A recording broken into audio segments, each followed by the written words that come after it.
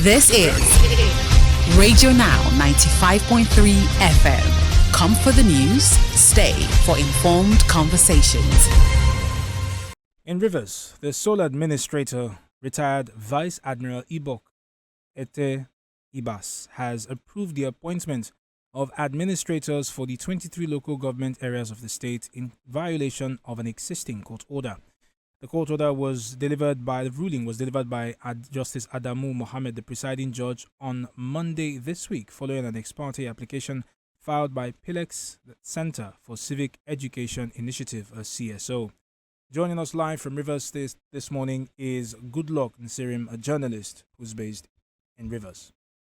Mr. Nsirim, good morning. Thank you for joining us on the conversation. Thank you very much for having me. Our pleasure.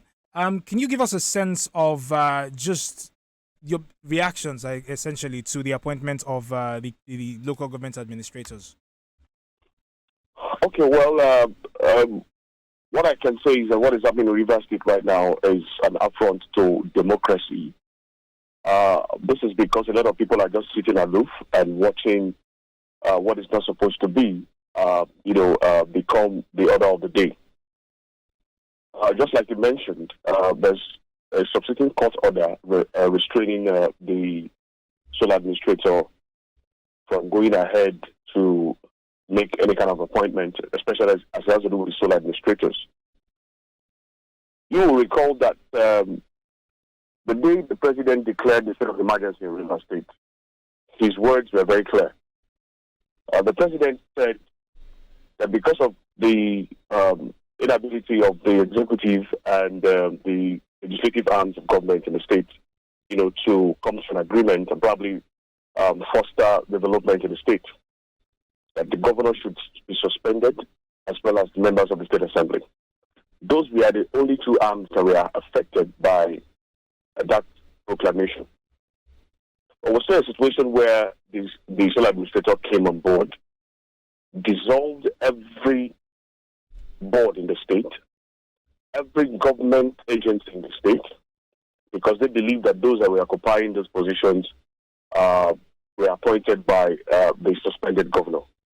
And so it got to a point where even a sensitive agency as Rivers State Waste Management Agency called REWAMA, the board was also dissolved. A situation where we saw Port Harcourt had done with all manner of refuse, due to the fact that the agency that was responsible for, evacuating those dirts were actually not in place. And so we began to ask, is this what the sole administrator is supposed to be doing? The sole administrator, from what we know, constitutionally in a democratic setting, is even an aberration, as we all know. But we see that the man has actually come to Rivers State to act out a script. That's exactly what everybody knows as we speak. So, Mr. Nsirim, let me ask this. Now, we have established that there's an existing court order that barred him from essentially, appointing local government administrators. But if we go back to when Governor Fubara was in charge of the state, there were still problems with the local government with a court order that overturned an election. Is it possible that the actions of the sole administrator are predicated on that particular court order as against the more recent one, which barred this appointment of administrators? Well, the court order you just mentioned, the one that actually overturned an election, was from the Supreme Court. That's the Supreme Court's pronouncement as part of the judgment that returned the State Assembly members. It's a record that the Supreme Court actually mentioned that the process that led to that election, was faulted, based on the fact that the governor did not submit or probably present the budget that approved, the allocation that actually, paved the way for that election through a legitimate assembly, which, of course, from what the Supreme Court said, was that of the assembly led by Martin Samuel. So that's exactly what actually transpired in that aspect. But what we are seeing now is the fact that, yes, we know that the sole administrator can actually administer the state with just using HLGs. that's exactly what we are expected. That head of local government administrators would have been the ones to work with the sole administrator. But what we are seeing here today, or yesterday, what we saw yesterday was that the sole administrator, we can't actually tell who actually gave him the list of those that he actually appointed. But from the identity of those that have been appointed as sole administrators, you would know that this is actually coming from a particular source. When you say a particular source, what do you mean? It's actually been linked to probably supporters of the FCT minister in a way. And so,